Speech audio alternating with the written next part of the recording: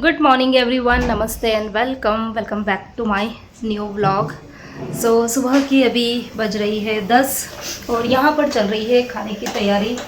आवाज़ आपको मेरी थोड़ी सी अलग आ रही है, थोड़ी सी भारी आवाज़ आ रही होगी क्योंकि एकदम अति वाला जुकाम हो रहा है। मतलब घर में सिर्फ एक मैं ही बची थी कि मेडिसिन नहीं चल रही थी और कल रात को तो मुझे लेनी पड़ी क्योंकि पूरा ये जो गला था ना ये ब्लॉक था और एक नाक जो था ना वो पूरी तरीके से बंद था। और मुझे पता है कि ऐसा हो रहा है, मतलब दूसरे दिन फीवर आएगा, तो मैंने रात को ही एंटीबायोटिक और जो पैरासीटामोल होती है वो मैंने ले ली थी। बट फिर भी जुकाम ऐसा है कि आप कोई मेडिसिन ले लो उसको 3 दिन तो लगेगा ही लगेगा। तो इतना ज़्यादा भी मंदिर भी गई ना तो जैसे पाठ कर रही थी मैं, तो झुकती हूँ तो पता नहीं, मतलब नाक में से पानी कंटिन्यूस निकल रहा था। तो फिर मैं ज़्यादा देर मंदिर में बैठी भी नहीं और आ गई। और अभी हाँ, बस यहाँ पर ये देखो सब्ज़ी जो है वो बन चुकी है। तो यहाँ पर सब्ज़ी बन चुकी है। ये मैंने आज आरेठा की सब्ज़ी बनाई है और साथ में बनाई है मैंने ये राब। तो जैसे जुकाम वगैरह होता है ना तो मैं राब ये ज़रूर बनाती हूँ। और ये देखो इसमें ये चावल की राब है और इसमें जो मैंने आज आटा मिलाया है ना वो मैंने मक्की का आटा मिलाया है क्योंकि मक्की का आटा था मेरे पास में आज ना, इसलिए। और ये देखो थोड़ी सी पतली राब मैंने बनाई है। तो गरम गरम जैसे जुकाम वगैरह होता है ना तो पीने में बहुत सही लगता है। रेसिपी आज मैंने किसी की भी शेयर नहीं की है क्योंकि ये वाली सब्ज़ी की रेसिपी भी मैंने आप लोगों के साथ में कई बार शेयर की हुई है और राब की रेसिपी भी आप लोगों के साथ में कई बार मैंने शेयर की हुई है। तो ये सब्ज़ी यहाँ पर देखो बन चुकी है। और हाँ, एक चीज़ मैंने यहाँ पर और बनाई है। सबकी तबीयत है ना ठीक नहीं है तो सबका जैसे मुंह का टेस्ट भी बराबर नहीं हो रहा है। तो यहाँ पर ये मैंने धनिए की चटनी बनाई है। इसमें मैंने पुदीना कुछ नहीं डाला है, लाल मिर्ची के आपको बीज दिख रहे होंगे, तो साबुत लाल मिर्ची और 3-4 हरी मिर्ची, थोड़ा सा जीरा और ढेर सारा धनिया, ये डाल के मैंने ये चटनी बनाई। और हाँ, इमली डाली है, खटाई में मैंने आज इमली डाली है। तो ये वाली चटनी जो है ना वो अच्छी लगती है खाने में। तो मुंह का टेस्ट जैसे ना किसी का भी आज सही नहीं है, इसीलिए मैंने ये थोड़ी सी चटनी भी बना दी है। तो सब्ज़ी बन चुकी है, चटनी बन चुकी है, राब में ये उबाल आ गया है। तो इसको उबलने देंगे 5 मिनट। तबीयत मतलब फीवर नहीं है, बट वो जुकाम की वजह से बॉडी जो है वो थोड़ी सी ऐसी लगती है। बट आज सोच रही हूँ कि खिचिया पापड़ बना देते हैं। 3 दिन हो गए मक्की पीसे हुए, कल भी कुछ ना कुछ काम निकल गया था, परसों भी निकल गया था, तो टाइम ही नहीं मिल पा रहा है और ये सब कुछ तो चलता ही रहेगा। तो मैं सोच रही हूँ कि आज बच्चों की भी छुट्टियाँ हैं, अभी छुट्टियाँ विंटर वेकेशन स्टार्ट हो गए तो थोड़ी सी उनकी भी हेल्प मिल जाएगी। तो खिचिया पापड़ जो है बनाने का सोच रही हूँ। पहले यहाँ पे खाने की तैयारी कर देती हूँ और फिर उसके बाद में यहाँ पर जो आटा है वो लगाऊंगी खिचिया पापड़ के लिए।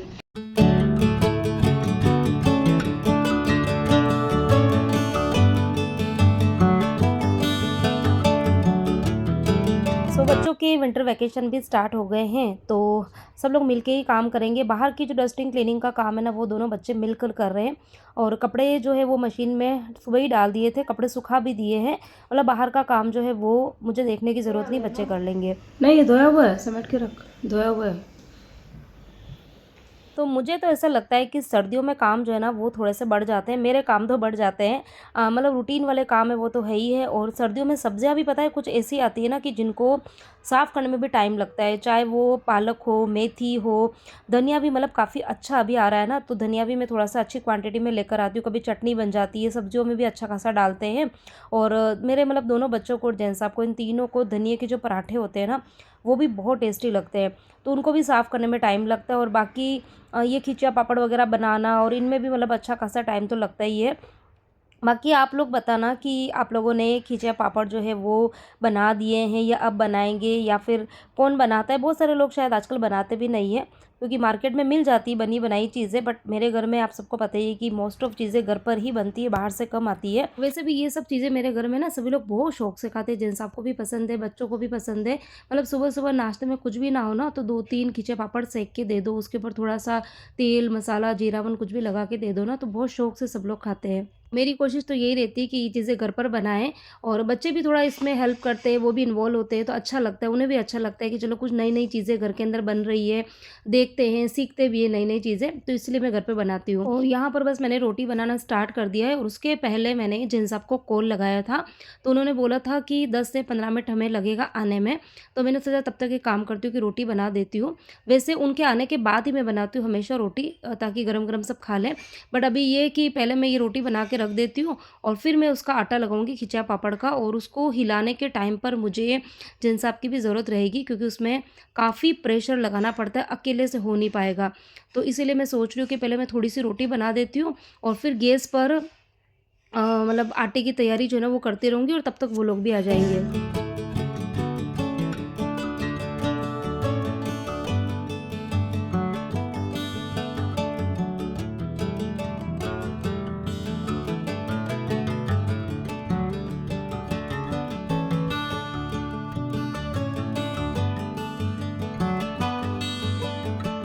तो सर्दियों में बड़े हुए काम को मैं कुछ इसी तरीके से मैनेज करती हूँ। एक तो सबकी हेल्प लेती हूँ, कोई शर्म नहीं करती हूँ, घर में जितने लोग हैं सभी लोग मिलकर ही काम करते हैं।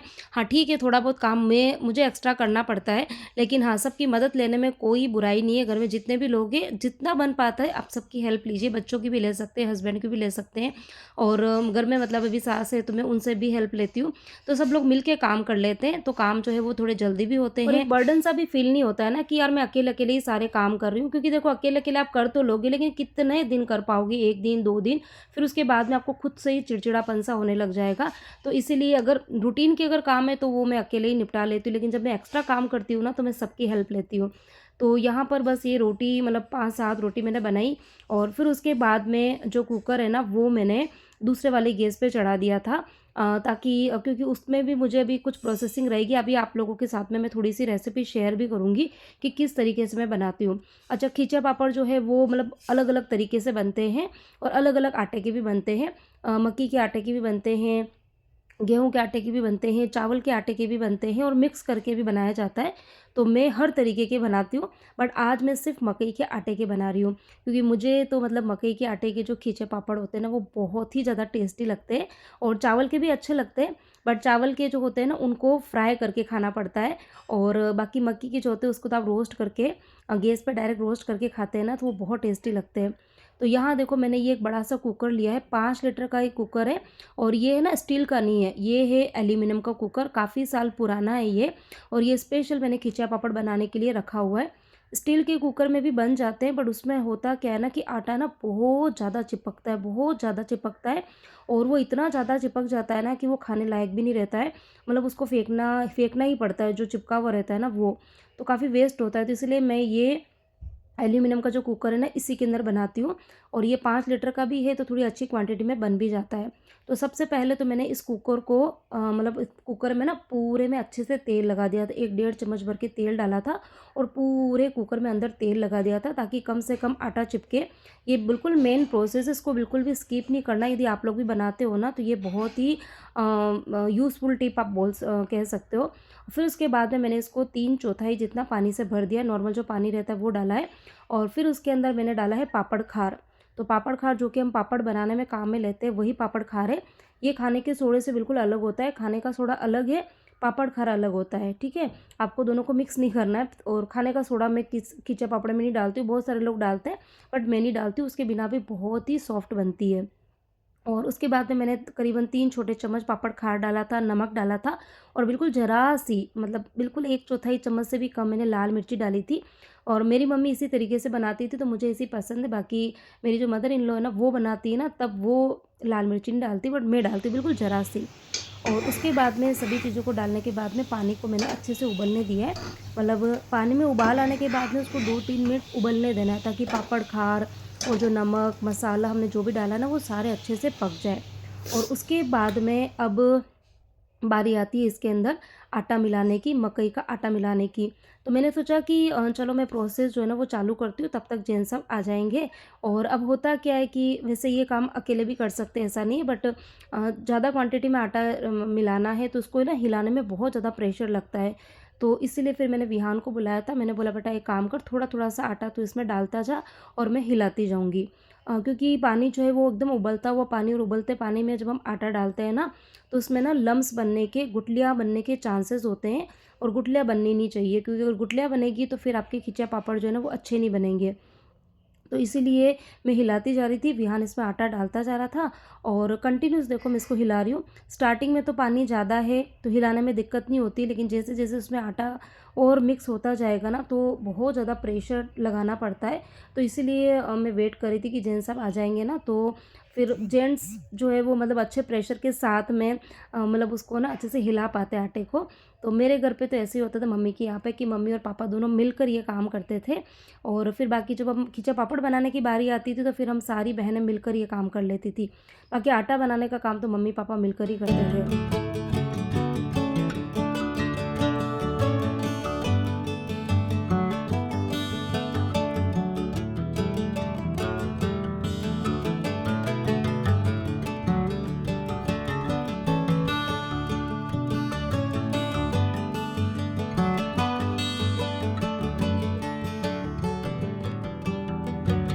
तो करीबन आधा पौन किलो जितना आटा तो इसके अंदर आ ही गया था। और अब मैं देख रही थी कि यार वो अभी तक आए नहीं है और अब मैं अकेले हिलाते हिलाते थक भी गई थी।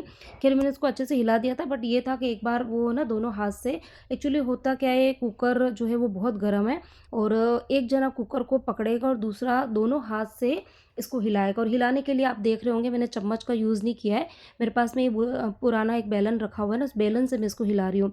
चम्मच से भी हिला सकते हैं, लेकिन मतलब आटा जो है वो थोड़ा सा टाइट रहता है ना, तो हिलाते हिलाते ऐसा लगता है कि यार वो पता नहीं चम्मच कहीं टूट ना जाए। और हमारे वहाँ मतलब जैसे उदयपुर में तो ऐसा ही है कि इस तरीके के ना सांचे भी मिलते हैं। सांचे क्या मतलब, ये हिलाने के लिए जो रहता है ना, लकड़ी का स्पेशल एक डंडा आता है जो कि खिचिया पापड़ जब बनाते हैं ना, और वहाँ पर क्या होता है कि ज़्यादा क्वांटिटी में बनाया जाता है। मतलब खाली 1 किलो 1.5 किलो आटे का नहीं बनता है, ज़्यादा आटे का बनाते हैं। एक बार में ना बड़ा सा बर्तन चढ़ाया जाता है और आप समझ लो कि कम से कम 2-3 किलो आटा जो है ना, उसके खिचे पापड़ एक साथ में बनते हैं। तो फिर उसके लिए तो बड़े बड़े चम्मच जो है वो भी काम नहीं आएंगे। तो फिर एक लकड़ी के सांचे होते हैं, उससे ना हिलाने में बहुत आसानी रहती है। और फिर यहाँ पर बस मैं इनका वेट कर ही रही थी, जेंट्स साहब भी आ गए थे।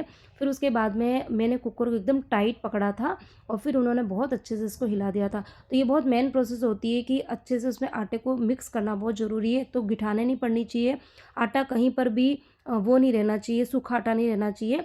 और उसके बाद में आटे को पकाना भी ज़रूरी होता है। तो करीबन 3 सीटी मैंने इसके अंदर ली थी और 3 सीटी लेने के बाद में फिर गैस मैंने बंद कर दिया था। और उसके बाद में बस वो धीरे धीरे उसमें स्टीम निकलती रही, तब तक हम लोगों ने खाना खा लिया था। और खाना खाने के बाद में फिर मैंने परी को और उसकी दादी को, दोनों को बोला कि आप लोग मिलकर थोड़ी बहुत पपड़ी बनाओ। और तब तक मैं किचन पूरा मतलब गंदा हो गया था, पूरा किचन भी साफ़ करना था, बर्तन भी बहुत सारे हो गए थे। तो मुझे पूरा आप समझ लो पौन घंटा लगा था किचन साफ़ करने में और बर्तन साफ़ करने में। इतना काम मैंने किया, तब तक परी ने और उसकी दादी ने थोड़ी बहुत पापड़ी बनाई थी। फिर उसके बाद में फिर मैं आई थी। और आज मेरी तबीयत तो पता नहीं, जैसे इस टाइम तो इतनी ज़्यादा ख़राब हो गई थी ना, मतलब कंटिन्यूस नाक से पानी बह रहा था और हेडेक इतना ज़्यादा होने लग गया था। और एक बार तो मुझे लग रहा था कि आज मैंने ये खींचे पापड़ के बारे में क्यों सोचा, मतलब मेरी हालत ही नहीं हो रही थी। बट ये कब आटा लगा दिया था तो बनाना भी था। तो फिर थोड़ी बहुत इन्होंने बनाई थी, फिर थोड़ी बहुत मैंने बनाई थी और ऐसा करते करते समझ लो कि 1 बजे तक सारा काम हो चुका था। फिर आंटी आई थी, आंटी आके झाड़ू पोछा करके गई। फिर उसके बाद में काम मेरे सारे हो गए थे। तो इस तरीके से आज का दिन निकला था। और बीच में व्लॉग्स भी इतने दिन इसलिए नहीं आ रहे थे क्योंकि मेरी तबीयत सही में ख़राब हो गई थी। गले में मतलब आवाज़ें नहीं निकल रही थी, इतना मेरा गला बैठ गया था।